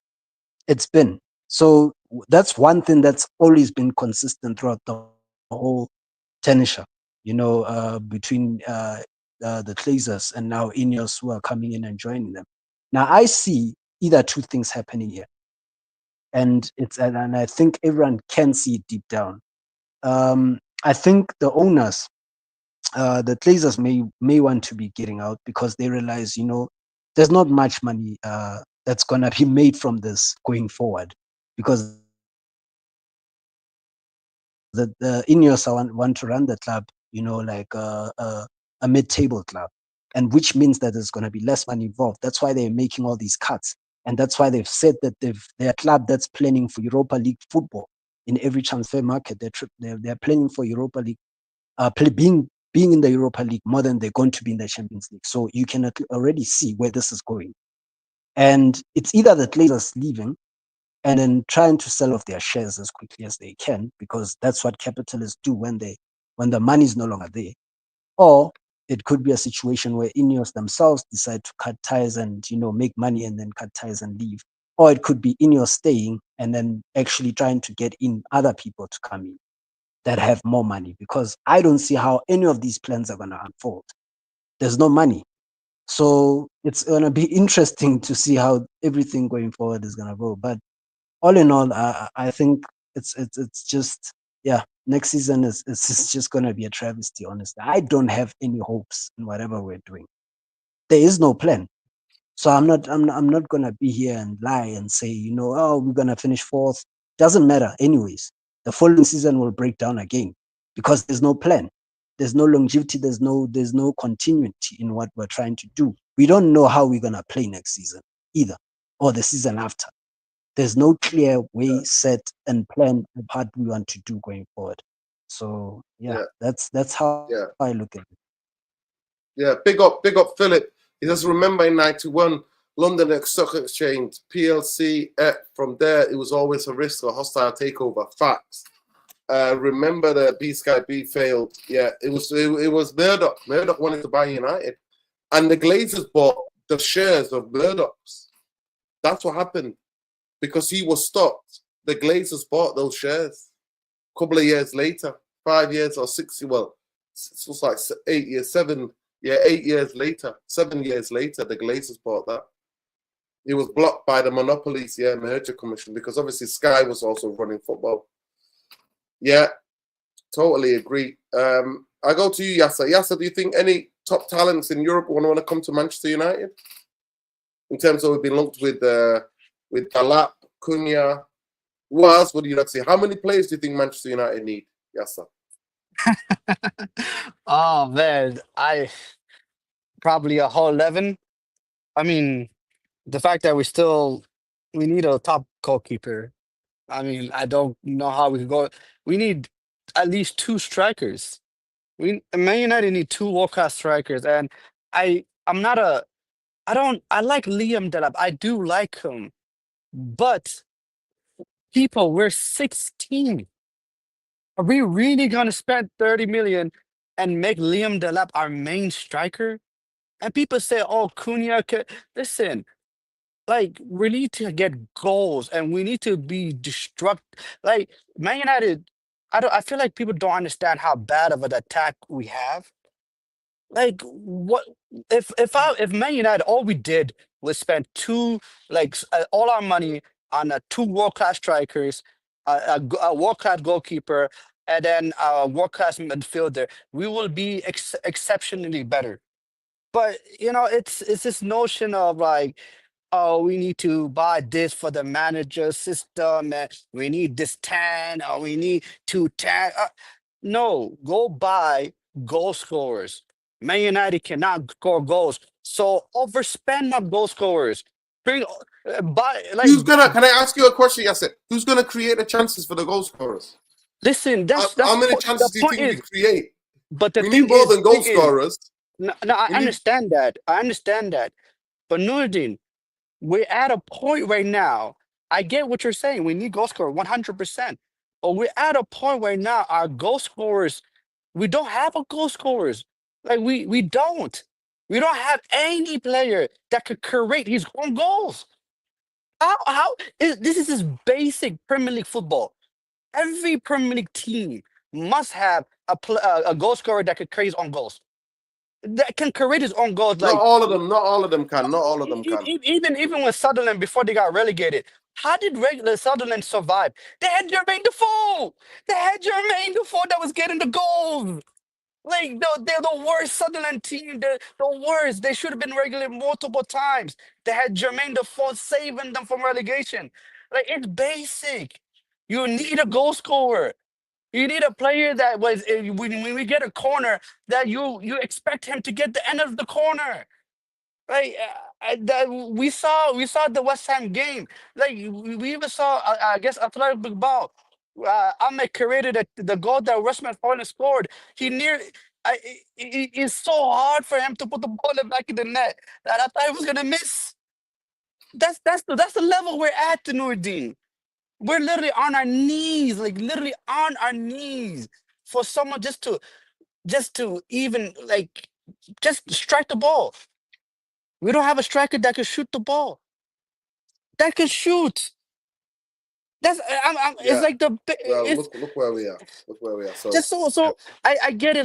Do you not think in this system we need a right wing back? and we need a right wing back and maybe left wing back. That you don't think we need a passing midfielder who can get the ball up to these strikers? Do you not think we need two number 10s? We do need that. We do need that. 100%. But give me my two strikers first. Give me my two strikers, and I'll worry about getting the creators. But let me. But who's gonna get the ball to them? Let me get. I want players that when we get to the final third, the ball is in the box. I want them to score. Like how many times have I Who's seen? Who's gonna get the ball into it? We can't even sustain. We can't sustain attacks. No. But what I'm saying is, it's baby steps here. I think what the notion. Here's the thing. No matter how much we can create, we can have prime Xavi and Iniesta. We will not score goals. I'm telling you, we will not score goals. We Who don't is going to put? create. No, I'm telling you right now, Nudin. No We don't matter how create many we can have the best creators, we will not score goals. We don't have anyone that can put the ball. Like we have a striker that doesn't shoot the ball. When's the last time you remember Rasmus Holt? I remember there was a chance. I don't know what game it was, but he had a shot and he scuffed it. He couldn't even shoot. That's what we're talking about here, Nudin. Like we're talking about like fundamentals. But he's feeding off scraps. He's obviously terrible. He can't even stay on his feet, right? He's like Bambi on ice. Yeah, that's the biggest thing that pisses me off about him. That he's so busy trying to fight defenders. He's just eating grass week in, week out. But Ben, if we don't get players, for me, I like teams where everybody scores. But if we've got 5 defenders at the back and then playing 2 midfielders who mainly stay back, are we only asking three players to create anything up the pitch? I mean, Alien Town. I mean, that's what West Ham basically did to us. Go ahead. Can I just say it'll be good signing these players, like you were saying, elite players, this and that, and I agree we need elite players in multiple positions. But what about 1 or 2 of them gets injured during the season? And then it falls apart again. You need a strong foundation in the team. You need a strong structure. You need a good style of play where you can take players out and another player comes in and the team continues playing the same and the same effect keeps on happening. We can't just rely on elite players and think, okay, they'll come and make it better. They won't, because we've seen before we've had world-class players coming to United and they get dragged down to a mediocre level. That's because the whole system and the whole team is not functioning as one, and it's not prepared. It's not playing as a like you can take this player out, this player comes in, take that player out, take this player in. We need that first. We need strong foundation. Then obviously we need strikers, but the pre-season needs to be focused on playing a way that is gonna bring the best out of these players and the ones he signed, and then even when he's rotating, the level does not drop so hugely that we end up in the mess that we are. Obviously, levels get affected when superstar players get injured, but we need to have a certain level where when the players are coming in, it still doesn't get affected that much. And it's just not good enough, man. The way we're creating, the chances we're missing. You dropped. You dropped off. I can't hear you. Can you hear me now? Yeah, better. We're just getting a phone call. I was getting a phone call. Yeah, I was saying we need to create something where the players are playing to a high level, effective level, week in, week out, regardless of who's coming in and who's coming out once he's got his team set. Because if we're just relying on superstars or elite players, and once they go out for whatever reason, and then the level drops hugely because the ones behind them are not good, it's not good enough. But I do agree we need a new keeper.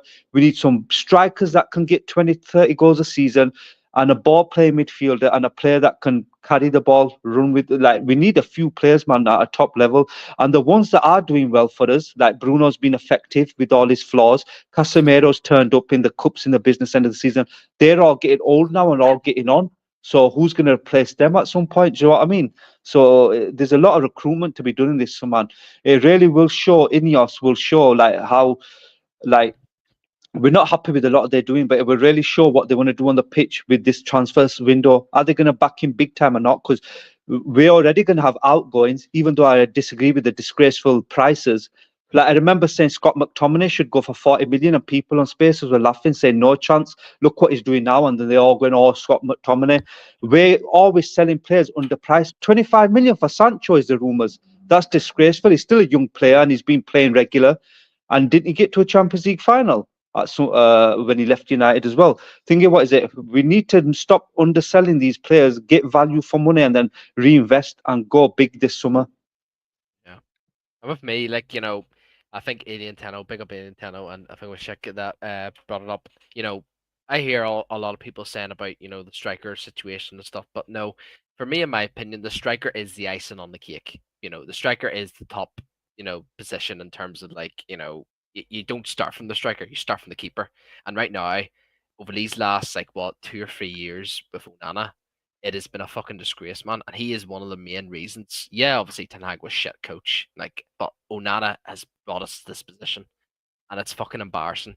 So if I don't see our first signing being a keeper, I know fine rightly that INEOS are just they're exposing themselves anymore.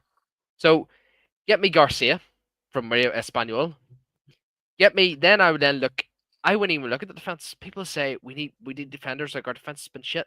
See these last 12 years, the probably our best, like, you know, between midfield, attack, and defense, and even keeper. Our defense has actually probably been the best. And probably you could probably argue the keeper as well with De Gea, but we've just bought a clown. So I actually wouldn't even buy any centre backs at all. I don't think we need any centre backs. Yeah, we've got Aiden Heaven in there. We've got Fredrickson. You know, even though I think Fredrickson might need a loan, but who knows? We'll see what the manager wants. I think Nerdin is absolutely spot on. I think, see all this talk about Ederson from Atalanta. I think Ederson's a bad sign. Chat and panel and Therapy Army. I think he's a bad sign. I just, for me personally, I don't see Ederson being that creative, like, physical midfielder that we need in that single double pivot. Reinders is the perfect signing for that, for this system, man. And it's a shame that he's been linked for City. But do you know what? See, with the wing backs, you know, we've been linked to Tyler Dibbling, and apparently Southampton wanted 100 million for Tyler Dibbling. Shame on them, by the way, because, you know, obviously now they're relegated. I think he's a good wee player. Obviously, him to go alongside Ahmad. The left wing back, you know, man, we've been linked to fucking Kirkes, bro, from Bournemouth, but looks like he's going to Liverpool. And there's not really many left wing backs out there in the world apart from DeMarco that I can think of that can actually create, you know, chances. The two in midfield, man, is the main thing I worry about with the system, man. Like, you know, although obviously we can complain about the attack being shit, but man, like these last 3 games, chat, we haven't been creating chances at all, man. And this is with Bruno Fernandes. People say, oh, this GA expert guy, you know, created most chances. Like, you know, where's this bollocks, man? It's just embarrassing, man. You know, if INEOS going out and sign, you know, an Embuemo, Cunha, Delap, you know, like I said, I think someone mentioned earlier that we don't only need Delap, like, as a striker. We need 2 strikers, mate. We need a Delap and a Delap and an Osman would be a good wee duo, because Delap is so young. He can learn off from probably arguably one of the, you know, best strikers in the world probably at the moment. No, actually, I wouldn't say that. Actually, cut that off. Well, I would say one of, but he's not the best, obviously. But, like, you know, this is what, like, Man United always used to be. Like, you always had a kid and an experienced striker learn off each other, and it's the same happens all around, like the midfield, the defense, and even like the attack too, man. And, you know, if we're a serious club, we go out and buy, like, you know, Garcia, Dibbling, from Southampton, Mbuemo, Cunha, Delap, Osimhen, Kirkes, like, you know, it's just so important. But I think what Alien Tenno was absolutely spot on. The keeper is the biggest priority right now, because that is the start of the phase of football. You don't start from the striker, you start from the keeper, and the keeper has been a fucking disgrace these past 2 or 3 years, man. And it's just, Yeah. it is what it is. But big up. Big Yeah. up, man. Yeah, go ahead, Treble. Let's go. No, Trebles. What players can United attract to help us to get where we are? Players, I'm going to say, do you know what? I'm not surprised the lab situation and these kind of players. Like, it's, I've never thought. You think Cunha is going to save us? You know, Manchester United fans love a saviour. We always you know want a what? saviour. Sorry, I had big up to George. George says Cunha is not the solution. Let us know why. Why, George? Tell us why. You see with me, yeah. And I just said this before because I had a phone call. That's why I left it. I come back and I had a poor phone call. I'm just saying this. United fans, or the INEOS bootlickers, as I always say, and as you say, big up for that. Want to use that word more often, yeah. They always, and I said this like 20 minutes ago. They always find this shiny new toy, and they want to find something to like. Nothing's gonna save us, mate. Like it's to me, even if INEOS have a good window, yeah. Just for example, yeah. I just know it's not going to be sustainable again. They're just going to do that one time and make the fans happy, and then the second time it's going to go back to collapse again. You see, what I say about the Cunha signing though, I actually think he's a good player. Really, I like. I can get behind that. I think he's a good player. I know people are saying he's a hothead. He loses his temper. He does all of this and that. You need someone that has got the heart, and and he's going to go against these people, and he's going to back you into a goal when you're into a situation when say the players are having an argument or trying to fight, and he'll be there to stop and say, no guys, let's not do that. It's someone like that, yeah. And I know people are not liking Cunha because of the price tag, etc. But to me, for what I fucking heard, he wants us whether we get Champions League or from or not. And I'll tell you something about that Delap guy, yeah. I know some people are not like to hear this, yeah. I don't think he's a crap player. He's okay, he's decent. The fact you said you're coming to Manchester United, yeah, only if they get Europe, you entitled twat. You literally are relegated to Ipswich, and you come into for entitlement, say we need European football, for you want to come to us. These egotistic footballers who have achieved nothing in world football are coming to the Manchester United. That just tells you, Nuruddin, yeah, that we players have clocked on. There's player power at Manchester United Football Club, and they just want to walk all over us. And this comes from the fucking top, from these owners and the whole lot of them, Glazers, INEOS, all lot of them. And you know what? That literally, Nuruddin, rattled me, bro. It literally rattled me. How we can actually come and say, I'll listen to clubs with the Euro, or if they get European football, like you're a prime CR7, Lionel Messi. You are a fucking scrub that relegated Ipswich, and you want to demand European football. Fucking stay away. I don't know why we're signing them. Just stay away, because these kind of people, yeah, are bad for the dressing rooms. I'm telling you, what comments like that, yeah, is big ego. And you talked about a player I'm not gonna mention who's got that ego of Ronaldo. These kind of players are gonna come in, they're gonna have that ego. I don't want that, bro. I generally don't want that. It's because Nuruddin, you've got very, very PTSD with the Glazers. I've got PTSD with fucking Glazers, and I've got PTSD with the player power. It's never gonna end, and players are gonna come in, they're gonna take advantage of it. Once he said that, Nuruddin, that's when I say we have to stay away from him. If he would, someone like Cunha, look, I'll join Man United whether they get Champions League football or not. He could have easily said that. But now he's probably going to apologize, saying maybe I never meant that. I don't want his apology. I want the lap to stay at Ipswich or go somewhere else. Go to Chelsea. I hope Chelsea go for him.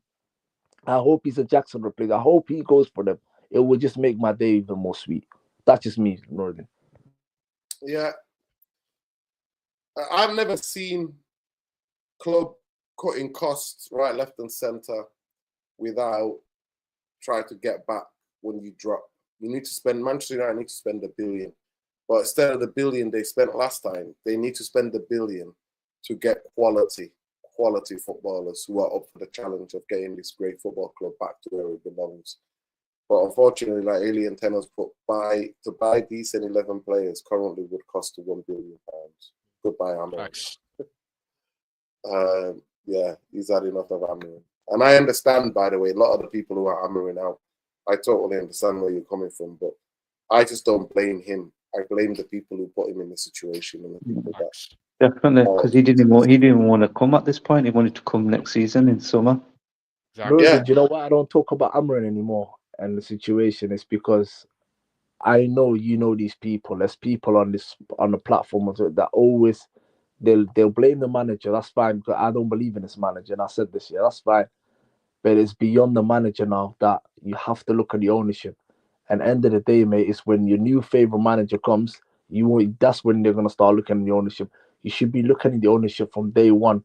From when I looked at INEOS, it's not because of Ten Hag, yeah. I just knew their background. They are not it. When a niche fan, I'll come up and wrote a letter and I said, listen, be careful about Ratcliffe. I'm warning you from now.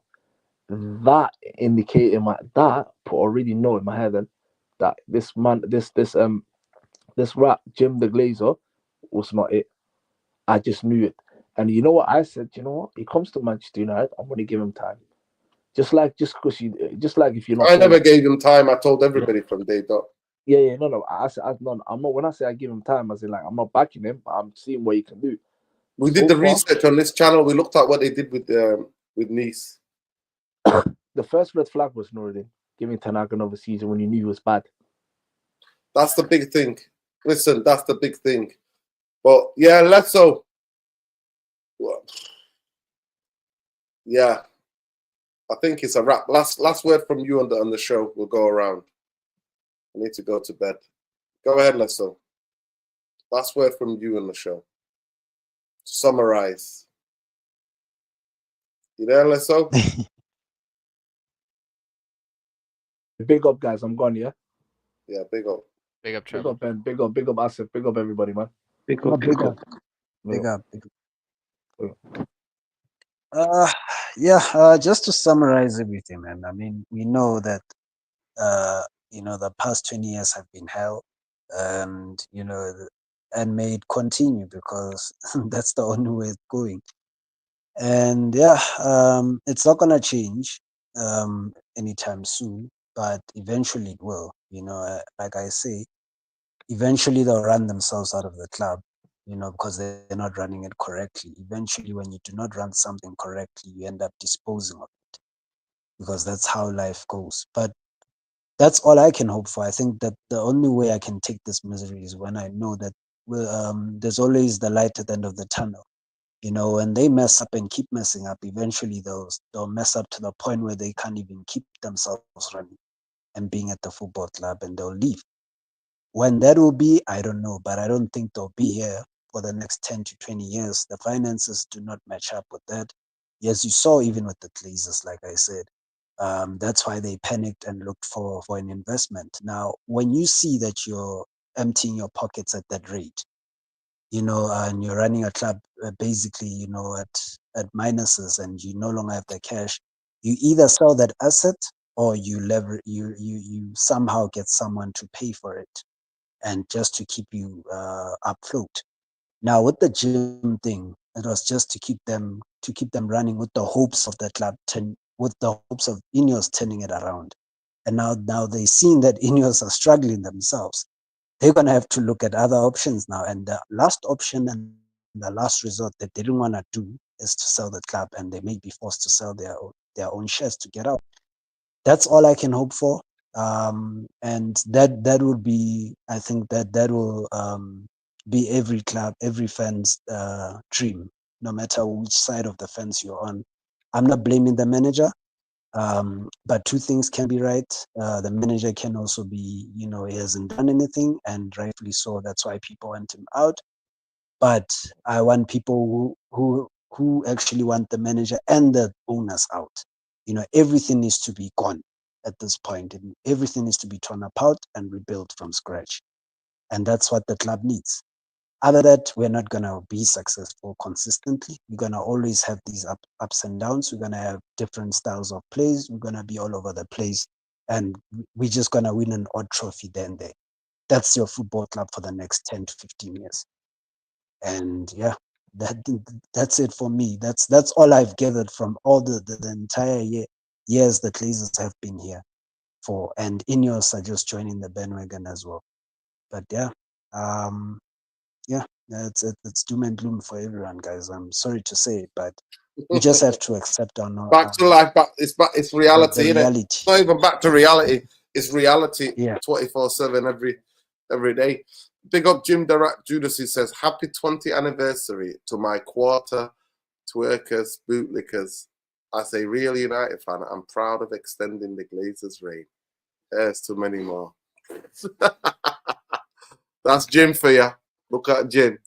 He's extended the Glazers for them to stay here. Go ahead, Asif. Last word from you on the show. Just don't lose to Tottenham Hotspurs. Please. Well, what about if you do? Lose. We cannot lose to What Tottenham about if you do? Hotspurs.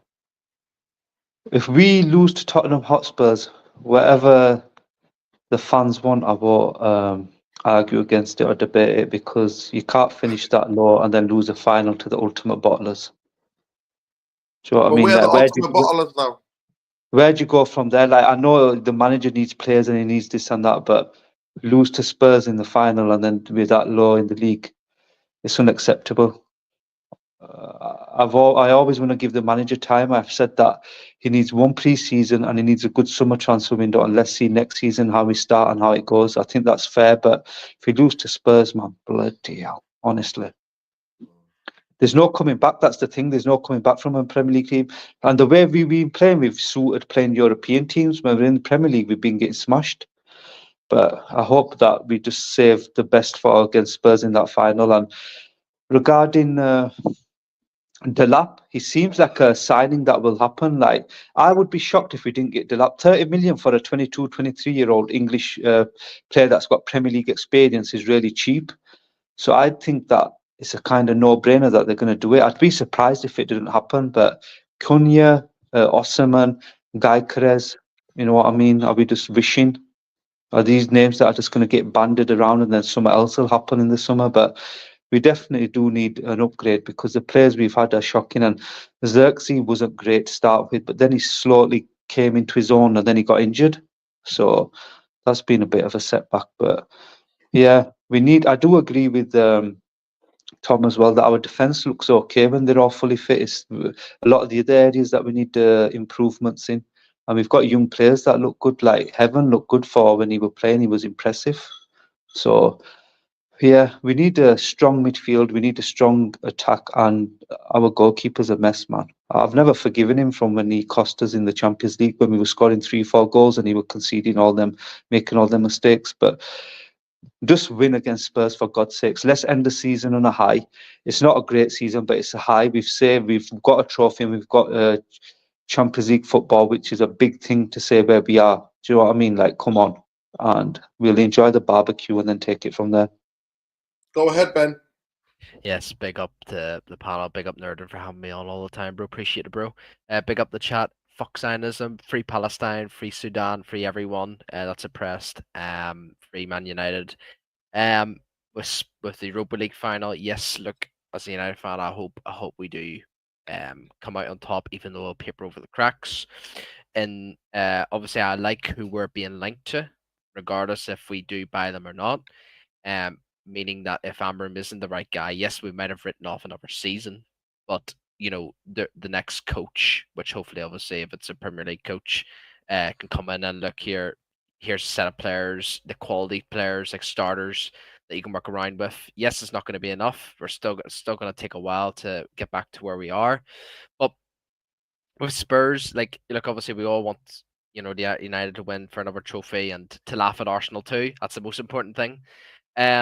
But if we lose, I and probably Nerdin and probably very few of the fan base, I'm ready. I'm so ready for if we lose. I'm ready to suffer as your fan base. I think this time was going to happen. You know, I just think people just don't see the bigger picture right now. They just say, "Oh, Amram's escape." You know, Amram's the man, the main problem. Like, you know, how has he brought us down to 17th? You know, it's all his fault. It's all his fault. No. The bigger picture is the fucking vultures we have at this football club, and we're not going to go anywhere. But even if we bring in Zaggy in, Pep Guardiola, Jurgen Klopp, you fucking name it, bro, we're not going to get anywhere in terms of like challenging the trophy or Champions League or anything until we get rid of these fucking vultures, man. And shame on fucking 1958 for not putting on more protests this year. And hopefully they actually wake up next season and put more protests out there including INEOS, not only the Glazers, including INEOS. I hope they fucking do it next season because it's fucking embarrassing, man, that everyone just sees the Glazers as just one thing. It's Glazers and INEOS, people. And the final thing, I think with this summer transfer window, people are not going to like it in this chat, but I think if INEOS are looking at us, they have to sell the buy. Bruno Fernandes has to be sold, man. If Al Hilal are offering 115 million pounds of money to us, and including Bruno Fernandes's contract, which is I believe 17 million a year, that's massive for us. We could buy at least six, like five, like probably five starters in around 30 to 40, 50, even probably max 60 million, obviously with Cunha, but he's got to be sold, man. And you got on top of Rashford, he will definitely go with 350k a week, maybe even Garnacho with obviously links to Chelsea and Napoli. But Bruno is the key, man. He needs to be gone. I'm sorry for all the Bruno fans. He has played well this season, but it's the fucking reality, man.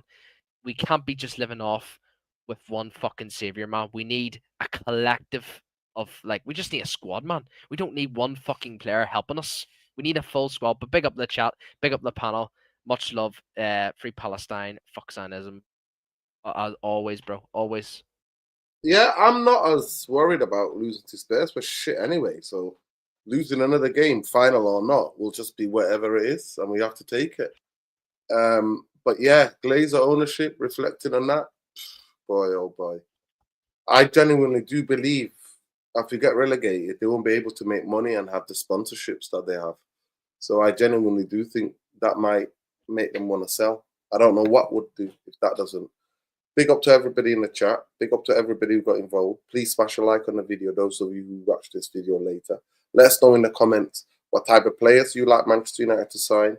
Let us know what your stance on the Amorim is. Let us know what your stance on how do you reflect on 20-year Glazer ownership and now INEOS doing what they're doing, making cuts right, left and centre. How embarrassing is it that the manager has to pay out of his own pocket to take the physios and the backroom staff, immediate backroom staff coaches with him to the final? It's unbelievable. It's unbelievable. Yeah, Xavi Simons he wants. He called it, by the way. Alien Tenor called that player a long time ago. Yeah, it's going to be very interesting to see what happens. But we'll be live maybe Wednesday, tomorrow night, for the Chelsea preview. On Thursday night. Yeah, maybe Wednesday. We'll be live tomorrow for the Chelsea preview. But big up to everybody. Free Palestine, free Lebanon, free Syria, free all the region from Zionism and militarism and colonization. Free Sudan, Congo, Haiti, free Burkina Faso, Niger, Mali, all of the African countries who are under the thumb. Free them all. Big up to everybody who's in the chat. And please make sure you check out Asif Pacham, Asif_ Pacham. Make sure you check that out. Make sure you check out Ben at Elmore39 on X as well. Make sure you check out Lesso. It's at Black Rain on X. Make sure you check out Trebles on X. He's at Snakes, something Snakes. Let me just see what his handle is. His handle about something about snakes. It's funny guy, that guy. Snakes will not be tolerated. We don't tolerate snakes. Make sure you check out Yasser at Prince_Yaz. Yeah. Love people. Look after each other. Big up. And those of you, please go and make sure you check out and subscribe to the channel that is Tactical Devils. Make sure you subscribe to that Jarvis's channel. We need to get them to 1,000k ASAP so they can proper monetize Stu and Jarvis. Make sure you watched it last night. They did a brilliant show. Unfortunately, I wasn't around, but I watched some of it today, and it was a brilliant show. Looking at Amorim, the ins and outs of Amorim. So make sure you check that out. At Tactical Devils. Type in Tactical Devils on YouTube and it should come up. Can I just add one more thing? Oh. Yeah, go ahead. Yes, people obviously in the chat, if if there's no sinus in the chat, fingers crossed. There is a protest happening on Saturday afternoon in city centre of Dublin. Thousands and thousands of Palestine supporters are going to be there. It's going to be streamed in RTE. So if anyone wants When to is go, this? it's in Saturday afternoon. This Saturday. Yeah, Coming this afternoon. Saturday, yeah. Big Apparently, protest, it's going to be thousands of Irish people going to be there just supporting the Palestine. Yeah. Big up the Irish. Big up. Always, bro. Always. Yeah, big up. And Free Ireland as well. Unite Ireland, the Free Ireland Always, as well. bro. Free the Always, Manchester 10. Free Manchester United fans from Glazers and INEOS. And Bro. after GCSEs as well. No exams will ever make you who you are as a human being. Take care. I know how to get rid of Glazers, but I can't say it on here, so I'll just Yeah. Next, Save it for the chats. Nice one. Big up, love and light, people. Love to the Irish. Up the Always, Irish, bro. always. Big up, always. Big up bro. the Green Brigade as well. Always, man. Good night, people. Take care.